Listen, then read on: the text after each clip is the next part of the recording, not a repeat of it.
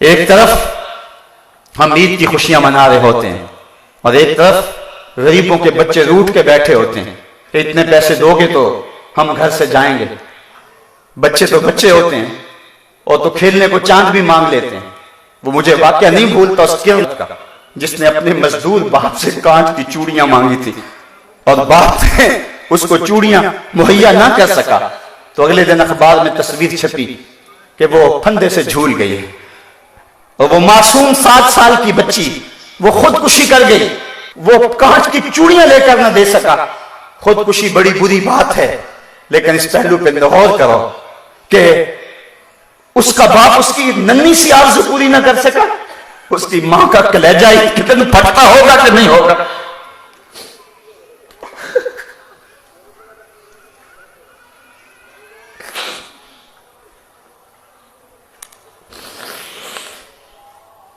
اعلی نسب کوٹھیوں میں رہنے والوں، غریبوں کی جھونپڑیوں کو بھی دیکھو۔ بڑی بڑی کاروں میں گھومنے والوں، ان پیدل چلتے لوگوں کے دکھوں کو بھی سمجھو۔ اپنے گھروں میں گھی کے چراغ جلانے والوں، ان لوگوں کو بھی دیکھو جو نان شبینہ کو ترستے ہیں۔ رات کو جن کے گھر میں چولہا روشن نہیں ہوتا۔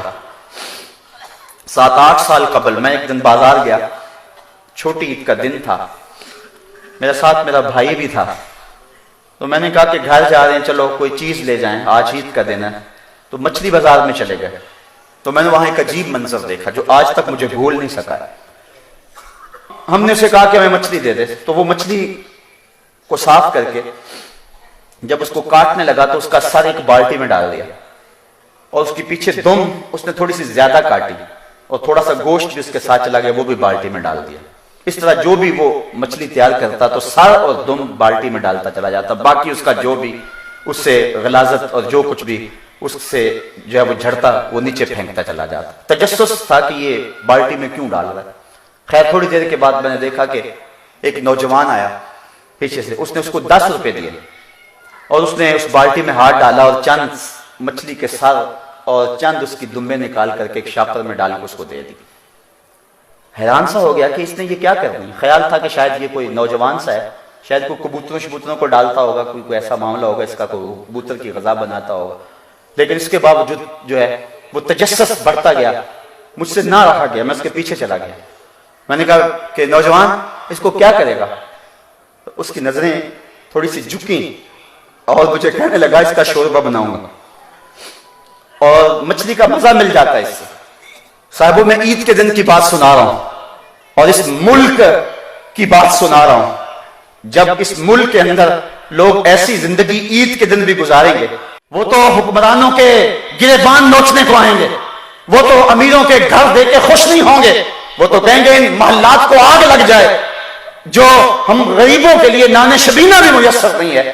یہ میں بات جو ہے وہ اپنے معاشرے کا دکھ آپ کے سامنے رکھ رہا ہوں۔ اللہ قیامت کے دن اتنی دیر تک کسی شخص کو اپنے سامنے سے ہٹنے نہیں دے گا جب تک یہ پوچھ نہیں لے گا کہ وَفِيمَا أَنفَقَهُ، یہ مال تو نے کہاں خرچ کیا ہے۔ آج تو افطار پارٹی بھی ہم کرتے ہیں تو ہماری کوشش ہوتی ہے کہ اس میں بھی 2 عدد وزیر آ جائیں اور ہماری شہرت ہو جائے۔ غریبوں کو تو کوئی وہاں بھی نہیں پوچھتا ہے۔ ولیمہ ہوتا ہے تو اس وقت بھی ہم فہرست بناتے ہیں تو کہتے ہیں ان لوگوں کو بلائیں کہ جن کی وجہ سے ہمارے گھر کی زینت بنے اور کہیں فلاں فلاں لوگ آئے ہوئے ہیں، کبھی غریبوں کو بھی خیال کیا۔ تعانق دمعة الفكر تناجي الله في صبر وترجو رحمة۔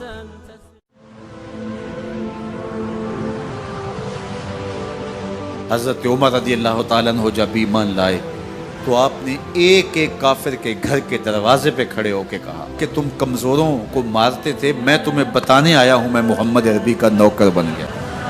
بلکہ آپ نے اعلان کیا جس نے اپنی بیوی کو بیوہ اور بچوں کو یتیم کروانا ہو اور اپنے ماں باپ کی کمر کو جھکانا ہو وہ عمر کے مقابلے میں آئے۔ اللہ اکبر۔ زنیرہ نامی ایک خاتون تھی، بہت کمزور، راوی کہتا ہے کہ اس کی ہڈیوں میں گودا نہیں تھا، عشق رسول تھا، اور اس کا ظالم آقا اس کو مارتا ہے اور جب مار مار کے تھک جاتا ہے ادھر سے عمر آ رہے ہیں، یہ اسلام لانے کی پہلے کی کہانی ہے، ادھر سے عمر آ رہے ہیں تو اس نے کہا عمر تم جوان آدمی ہو تو یہ چھوڑتی نہیں ہے اپنے نبی کا نام، ذرا تم آؤ۔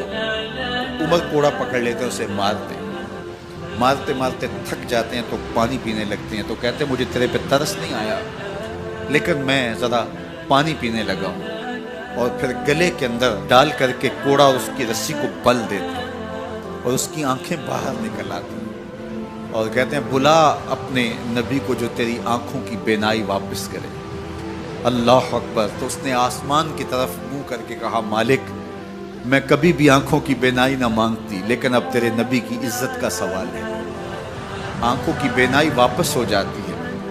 زنیرہ کو بڑا مارا، آج عمر گلیوں میں آنکھوں میں آنسو ہیں اور عجیب دل بے تاب ہے، اور کہتے ہیں آؤ بھئی میں حضور کا غلام بن گیا ہوں، تمہیں بتانے آیا ہوں۔ زنیرہ نے موڑ کاٹا تو آگے عمر یہ آواز دے رہے تھے۔ زنیرہ ایک کونے پہ کھڑے ہو کے رو کے کہتی ہے عمر تم تو بڑے اس دن جوش و غضب میں تھے اور تم مارتے ہوئے تھکتے نہیں تھے۔ تو عمر نے کہا زنیرہ اس دن میں نے دیکھا نہیں تھا، اب میں محمد عربی کو دیکھ آیا ہوں۔ جنہ ویکھیا نہیں ہو کرن گلاں، جنہ ویکھیا نہیں ہو کرن گلاں، جنہ ویکھیا ہو تے بول دے، جڑے محرم راز حقیقت دے اور راز حقیقت کھول دے۔ تو حضرت عمر رضی اللہ تعالیٰ عنہ ایمان لائے۔ حضرت عبداللہ ابن مسعود رضی اللہ تعالیٰ عنہ فرماتے ہیں کہ حضرت عمر کا ایمان لانا مسلمانوں کے لیے عزت کا سبب تھا، ان کا ہجرت کرنا مسلمانوں کی نصرت تھی، اور ان کی خلافت مسلمانوں کے لیے رحمت تھی۔ حضرت عمر رضی اللہ تعالیٰ عنہ وہ ہیں کہ میرے حضور نے فرمایا لوگوں جب نیک لوگوں کا ذکر کرو تو میرے عمر کا تذکرہ ضرور کیا کرو۔ میرا عمر وہ ہے کہ جب وہ ایک سمت سے آ رہا ہو، ایک گلی اور بازار سے آ رہا ہو، تو شیطان بھی آ رہا ہو عمر کو دیکھ کے راستہ تبدیل کر لیتا ہے۔ حضرت عمر رضی اللہ تعالی عنہ کی طبیعت کے اندر جو جاہ و جلال تھا، طبیعت کے اندر جو سختی تھی، وہ اسلام کے اندر آ کر بھی قائم رہی، اور آپ نے وہی سختی، وہی جاہ و جلال جو پہلے مسلمانوں کے خلاف تھا، اب کفار کے خلاف، منافقین کے خلاف حضرت عمر کی طبیعت کے اندر وہ جوش و خروش بدستور موجود ہے۔ لیکن جس دن آپ خلیفہ بنے تو اس دن آپ نے ممبر پہ چڑھ کے جو خطبہ دیا اس میں کہا لوگوں میں سخت اس لیے تھا کہ رسول اللہ نرم تھے، پھر میں سخت اس لیے تھا کہ حضرت ابو بکر صدیق نرم تھے، اب میں تخت خلافت پہ بیٹھا ہوں، اب میری سختی جو ہے وہ نرمی میں تبدیل ہو گئی، صرف فاسقوں، فاجروں اور باغیوں کے لیے میں سخت ہوں، باقی تمہارے لیے نرم ہوں۔ سب سے کم جو تنخواہ بیت المال سے اگر کسی وجود نے لی ہے تو وہ حضرت عمر رضی اللہ تعالیٰ عنہ، صرف 2 جوڑے لیتے تھے سال میں، اور راوی کہتا ہے کہ میں نے دیکھا ہے کہ اس میں بھی 17 پیوند لگے ہوتے تھے۔ حضرت عمر رضی اللہ تعالیٰ عنہ کا طرز زندگی، آپ کا انداز معاشرت اور آپ کا انداز خلافت، ہر لمحہ آپ کی زندگی کا اٹھا کے دیکھیے کتنی مرتبہ قرآن حضرت عمر کی رائے کے مطابق نازل ہوا۔ اللہ تعالیٰ جل شانہ نے ان کو صاحب الہام بنایا تھا۔ ہر امت میں کوئی صاحب الہام ہوتا ہے، حضور کی امت کا صاحب الہام حضرت عمر رضی اللہ تعالیٰ، اور آقا کریم نے انہیں اپنا وزیر قرار دیا، فرمایا میرے 2 وزیر آسمانوں میں ہیں، 2 وزیر زمینوں میں ہیں، آسمانوں کے وزیر جبرائیل اور میکائیل ہیں، اور زمین کے وزیر ابو بکر اور عمر رضی اللہ تعالی عنہما۔ ایک دن حضرت عمر بیٹھ کے رو رہے تھے، تو کسی نے کہا حضرت رو کیوں رہے ہیں؟ فرمایا کہ میں اس لیے رو رہا ہوں کہ فلاں پل سے بکریاں گزری ہیں، تو پل کے اندر شکستگی تھی، ٹوٹا ہوا تھا پل درمیان میں، اس میں ایک بکری کی ٹانگ ٹوٹ گئی ہے، تو میں ڈرتا ہوں کہ میرا رب یہ نہ پوچھے کہ عمر تو نے پل صحیح تعمیر نہیں کروائے تھے کہ ایک بکری کی ٹانگ کیوں ٹوٹی ہے۔ یہ ہیں حضرت عمر رضی اللہ تعالی عنہ۔ اللہ اکبر۔ تو اللہ تعالیٰ جل شانہ نے حضرت سیدنا عمر بن خطاب رضی اللہ تعالیٰ عنہ سے جو کام لیا، مختصر دور خلافت کے اندر 10 سال 6 ماہ 4 دن آپ نے خلافت فرمائی ہے، لیکن کہاں سے چلے اور یہاں مکران تک، بلوچستان کا حصہ ہے، یہاں تک آپ کے سلطنت کی حدود وسیع، ادھر آرمینیا تک جا پہنچے، حمص فتح کیا، قادسیہ، یرموک، آپ ذرا دیکھیے کہ کہاں تک آپ کی فوجوں کے گھوڑے دوڑتے رہے، اور اللہ تعالیٰ جل شانہ نے ان کو جو توانائی، عدل و انصاف کی قوت عطا فرمائی۔ اللہ اکبر، جب زمین پہ عدل کیا ہو تو زمین بھی حکم مانتی ہے، اور حضرت عمر وہ تھے جن کا حکم ہوائیں بھی مانتی تھی، زمین بھی مانتی تھی، جن کا حکم جو ہے وہ آگ بھی تسلیم کرتی تھی اور دریا بھی ان کا حکم مانا کرتے تھے۔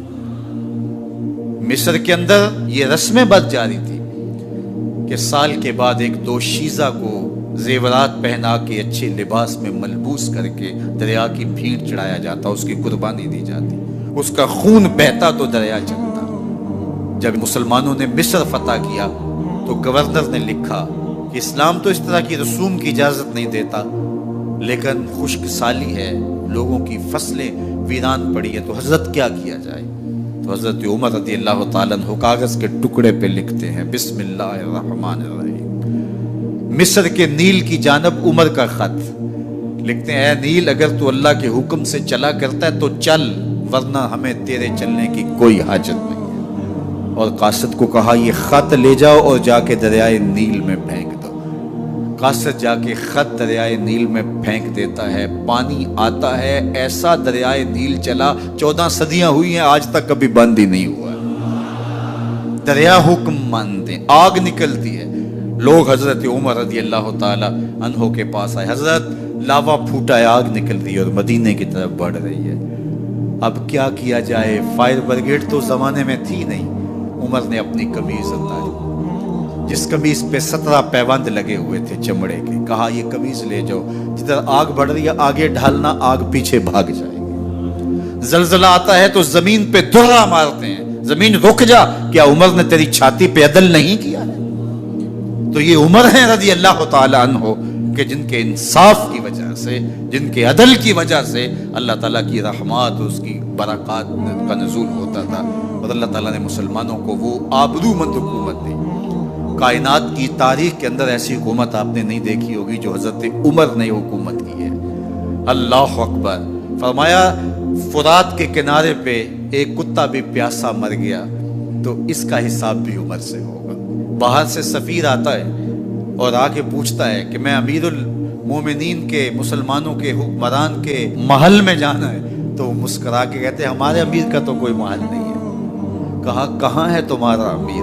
کہا مسجد نبوی میں ہوگا یا بیت المال کی اونٹوں کی دیکھ بھال میں لگا ہوگا۔ وہ جب گئے تو مسجد میں نہیں ہے، اللہ اکبر، وہاں گئے تو وہاں بھی نہیں ہے۔ پھر کیا دیکھتے ہیں کہ عمر رضی اللہ تعالی عنہ جنت البقیع کے پاس ایک درخت کے نیچے اینٹ کا سرانہ رکھ کے سوئے ہوئے، تو اس نے کہا عمر تو نے عدل کیا ہے، تجھے کچی اینٹ پہ بھی نیند آ گئی، ہمارے حکمرانوں نے انصاف نہیں کیا، اور وہ بند اور محفوظ کمروں کے اندر بھی سکون اور چین کی نیند نہیں سو سکتے۔